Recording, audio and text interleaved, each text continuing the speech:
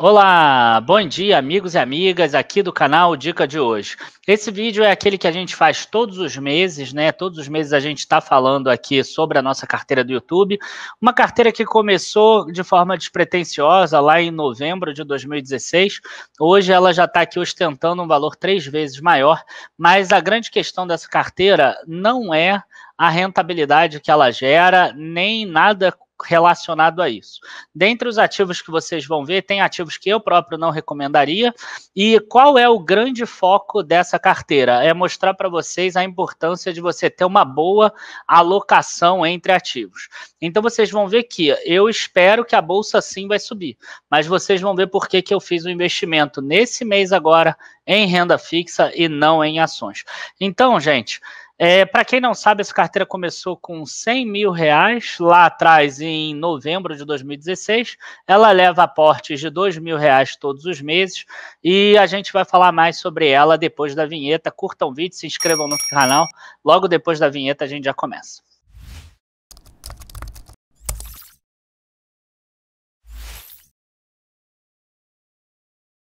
Bom, pessoal, antes da gente falar um pouco aqui sobre a questão da renda fixa em si, eu acho que é importante a gente falar que uma das coisas que estava assustando a gente nesse ano é que as empresas estavam pagando menos dividendos por um motivo óbvio, que é o da pandemia, né? Então a gente já estava esperando uma queda de renda nesse ano e isso parece que se inverteu um pouco nesse último mês. Nesse último mês a gente já teve algumas ações da carteira que pagaram dividendos. Então eu vou colocar aqui rapidinho algumas delas só para vocês darem uma olhada. Ó. Itaúsa, claro que é um valor muito menor do que foi ano passado nessa mesma época, que foi lá entre 10 e 20 centavos, agora não me recordo direito. 2 centavos por ação somente, porque o lucro dela acabou caindo também. Tem a restrição do CMN, enfim, mas ela continua pagando dividendos. A Randon pagou um valor até inclusive parecido com o do ano passado. Aqui a gente vê 9 centavos, o pagamento dia 26 de agosto, quer dizer, logo aí, as duas já estão ex-dividendos. Outra aqui que anunciou foi Banco do Brasil, que hoje, dia 24 de agosto, quando vocês estão vendo, né? Eu gravei antes. Ela ficou já ex-juros sobre capital próprio, então não adianta mais comprar. Quem já tiver a ação, quem dormiu com ela na sexta-feira, vai ter direito a receber no dia 31 de agosto esse valor aqui de 0,44 centavos, mais ou menos. Tá? E além disso, a gente ainda teve a Vale, que aquele dividendo lá para quem tinha ação em dezembro foi pago agora em agosto também. Então a gente teve muitos dividendos sendo pagos ou sendo provisionados para serem pagos, o que demonstra que as empresas já estão menos preocupadas com o Covid. Esse é um indicador que eu uso muito. Quando as empresas param de ficar retendo tanto caixa e começam a voltar a distribuir, começam a voltar a investir, é porque elas já não estão vendo um cenário de tanto risco assim, ou um cenário tão problemático em termos de consumo na economia real. E aí a gente passa para a parte da renda fixa. Qual é a grande questão hoje? Quando a gente olha hoje um título curto, por exemplo, igual esse Tesouro Pré-fixado 2023 que está na nossa carteira, a gente tem uma rentabilidade anual de 4,02%. Tá? Então saiu o Boletim Focus, por exemplo. O Boletim Focus, ele imagina uma taxa Selic em torno de 2% para terminar esse ano. Para o ano que vem, alguma coisa entre 2,75% e 3%. Tá? E no outro ano, 4,5%. Só que esse Tesouro Pré-fixado 2023, ele se encerra dia 1º de janeiro de 2023. Tá? Então, quer dizer, ele pega o restante de 2020, 2021 e 2022.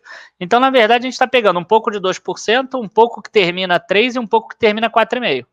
Com certeza, essa média, ainda mais se você pensar que dentro do ano não vai terminar no preço de 3 e nem de 4,5, assim, não vai ser a média do ano 3, vai ser uma média entre 2 e 3, em 2022 vai ser uma média entre 3 e 4,5, esse número é muito maior do que aquele valor que a gente imagina até 2023. Claro que as projeções podem dar erradas. Então, quer dizer, esse número parece baixo, 4%, mas ele é muito maior do que todas as projeções até o dia 1º de janeiro de 2023. Quando a gente pega um título mais longo, por exemplo, igual a esse pré-fixado com juros semestrais em 2031, ele tem uns 10 anos até o vencimento e a duration dele deve ter uns 7 anos e meio ou 8, a gente tem uma rentabilidade aqui anual já de 7,11%. E o IPCA 2045, que é um dos títulos que eu mais gosto de trabalhar aqui, de olhar e de trabalhar com vocês, está pagando IPCA mais 3,64% aqui. Então, quer dizer, está pagando 3,64% acima da inflação. Então, vamos guardar esses números. O curto, 4,02%. O longo do pré-fixado, 7,11%.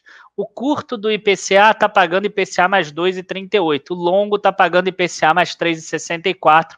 Vamos dar uma olhada no histórico agora aqui de preços e taxas.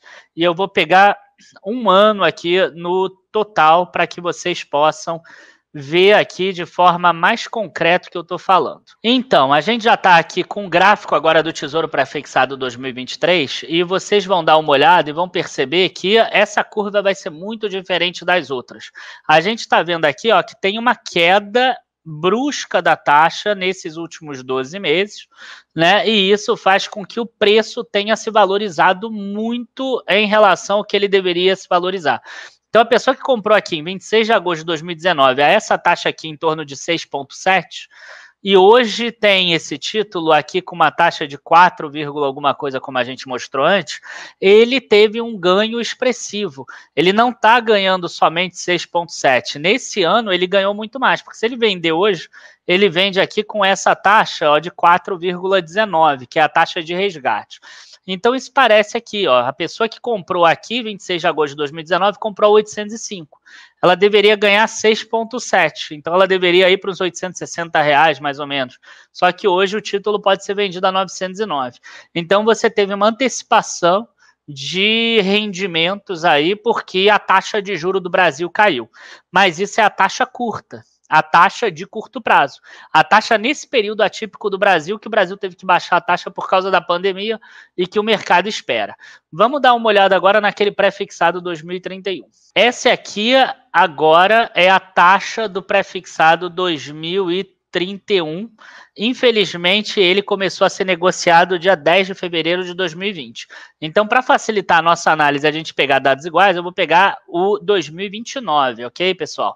Então, só para explicar para vocês. Da mesma forma ali, ó, a taxa aqui, 7,44, essa taxa não caiu tanto quanto a outra, ó, 6,94. A gente vê que teve uma queda da taxa, mas uma queda bem branda aqui no total. Inclusive, o preço aqui, ó, de 1.180 para 1.200, uma diferença de preço pequena, apesar de saber que ele pagou alguns cupons de juros aqui. Então, vamos trabalhar agora o IPCA 2045, que seria o título longo, sem ter essa questão do cupom de juros, né? Que aí eu acho que fica até mais fácil da gente mostrar o que a gente está querendo.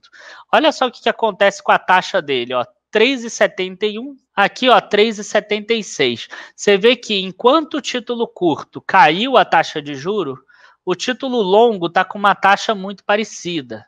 Tá? A taxa do longo ela não subiu.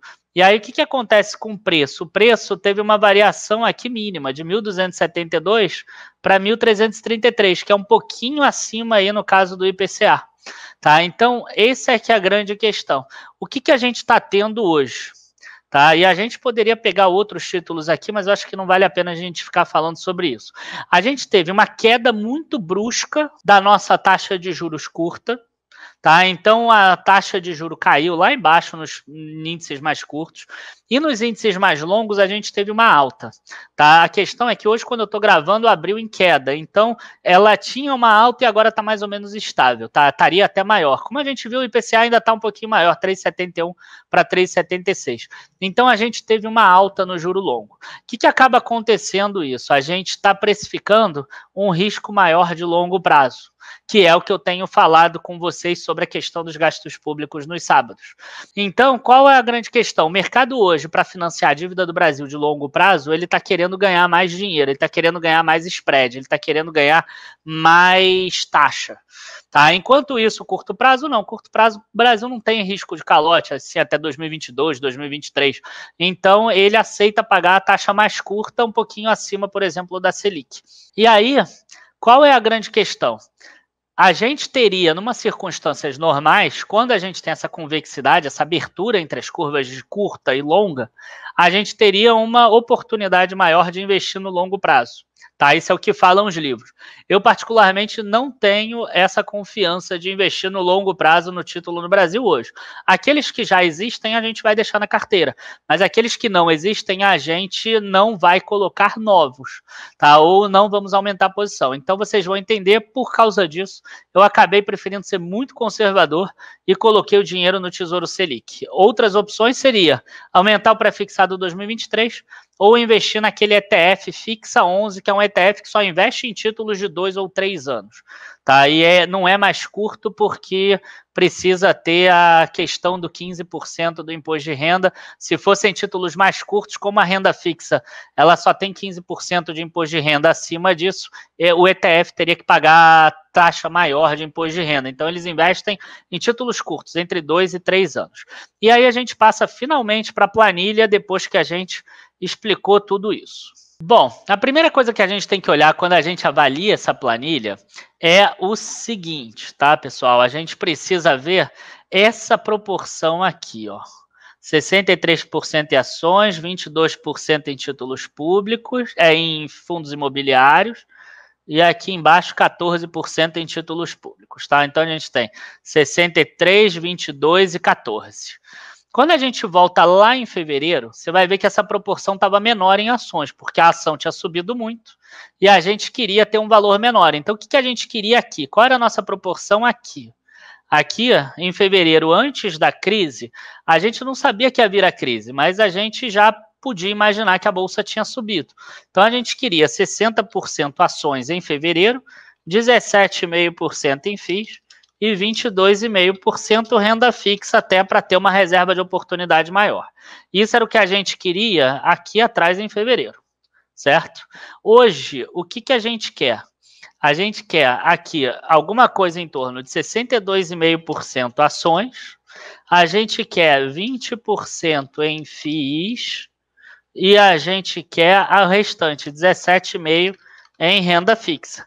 Quer dizer, a minha percepção hoje do mercado, ela é melhor do que era lá atrás em fevereiro, de alta do mercado. Só que a gente tem que começar a voltar a aumentar a renda fixa, porque a gente usou lá atrás parte da nossa reserva de oportunidade e a gente não colocou. Na verdade, a gente colocou alguma coisa, só que como aqui a gente teve subscrição de 3 FIs nossos, a gente acabou aumentando muito, de 19% para 22%, os fundos imobiliários. Então, a gente agora precisa fazer precisa contrabalançar. Então, a gente precisa voltar a ter ali um pouco da reserva de oportunidade. E a nossa reserva de oportunidade esse mês agora foi aumentar de 1,22 para 1,55 títulos do Tesouro Selic 2025. Né? E aí a gente tem aqui, ó, 21 de agosto, a única compra que teve foi essa. Se vocês olharem aqui, R$ 3.521. Daniel, não era R$2.000 o aporte? De onde saiu esse 3.521 aqui? Saiu exatamente dos rendimentos que foram pagos nesse mês. Né? Se a gente olhar bem aqui, a gente vai ver que tivemos R$ 841 de dividendos da Vale.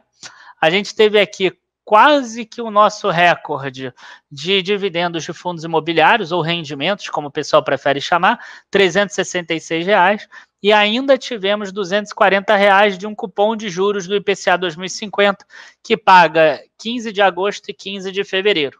Então, quando a gente olha para trás aqui, a gente percebe o seguinte nesse gráfico, que esse gráfico aqui, para mim, é o mais importante da carteira toda.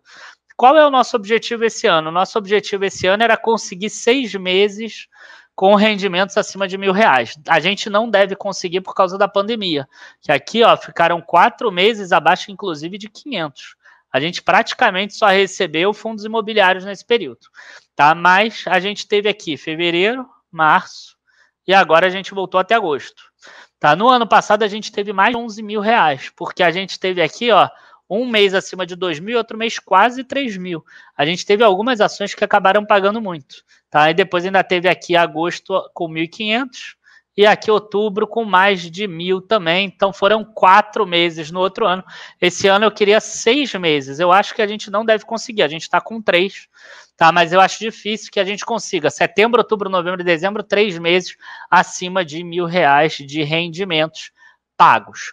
a gente tem aqui para o mês que vem já um bom provisionamento, se a gente parar para pensar, porque a gente teve Itaúsa aqui que anunciou aquele que vai ser pago agora na quarta-feira, a gente teve Randon, que vai pagar agora também na quarta-feira 116, a gente tem Banco do Brasil, que vai pagar dia 31 agora 150, ainda pode vir mais alguma coisa, pode ser que venha um da Vale. Então, somando isso aqui, dá aqui em torno de R$340, se os DFIs pagarem 360, a gente já vai para 700, pode ser que chegue em R$1.000. E eu me importo muito mais com isso, tá? Eu perco muito mais tempo em todas as aulas do YouTube mostrando isso, do que mostrando aqui, ó, o valor, a valorização da carteira ou qualquer coisa do gênero, tá? Inclusive, esse mês, eu nem gosto de comentar muito, mas, ó, menos 0,30 na carteira, menos 0,84 no Ibovespa. Eu gosto muito de ver o crescimento da carteira, que inclui os aportes, porque no futuro, o que vai te dar segurança financeira, o que vai te dar a aposentadoria e tudo, é o valor que você tem na carteira, não é a rentabilidade. Então, uma pessoa que tem uma rentabilidade maravilhosa, mas que aporta pouco, às vezes ela vai perder de uma que aporta muito e tem uma rentabilidade média porque ela precisa trabalhar mais. Só para vocês terem uma ideia, esse valor de 333 mil é quase o maior da nossa carteira, tá? Ele chegou aqui em janeiro a 342 mil, que foi o maior, quando a Bolsa estava em 118 mil pontos. Hoje, 333 mil, 101 mil pontos aqui no total. Tá? Então, a gente tem aqui 200 mil já de aporte, 100 mil iniciais, mais os aportes de todos os meses, rendimentos 133 mil, isso aqui é o que valorizou. Foram 30 mil de dividendos e 103 mil de valorização dos próprios ativos. Tá? Então, gente, esse era o recado que eu queria passar. Pode ser que nos próximos meses a gente volte a investir mais em renda fixa, única e exclusivamente porque a gente precisa chegar à renda fixa em 17,5%, e eu quero evitar ficar vendendo ações ou vendendo FIs nesse momento que eu imagino ainda que a Bolsa tenha um potencial de alta, até pela questão da alta lá de juros que a gente chegou a ver nos juros longos, né, que é aquele que eu particularmente uso para precificação de ativos. Então, isso que eu queria passar para hoje. Queria agradecer a todo mundo por estar assistindo esse vídeo de hoje. Não se esqueça que a gente lançou na semana passada a nossa carteira Dica International, a que investe em stocks, REITs e a carteira de Graham lá no exterior. Para quem não entende, não deixa de olhar nosso workshop, tá? Stocks seriam ações, REITs seriam os fundos imobiliários do exterior, e a gente ainda está com desconto nesse período agora, tá? Qualquer dúvida é só vocês botarem o celular aqui nesse QR Code ou olhar a descrição aqui do vídeo, clicar ali, vocês vão para a página de vendas, lá explica tudo direitinho. Quem quiser, quem tiver mais tempo, não deixem de olhar os workshops. Hoje, é quinta-feira agora, a gente vai ter inclusive uma aula com o contador, que é o meu contador, que eu uso pessoalmente, e que é o especialista em investimentos aqui no Brasil e no exterior também. Ele vai falar tudo sobre imposto de renda no exterior, provavelmente aí em torno de 8, 8h30. A gente ainda está resolvendo isso. Abraços a todos, bons investimentos e até a próxima. Tchau, tchau.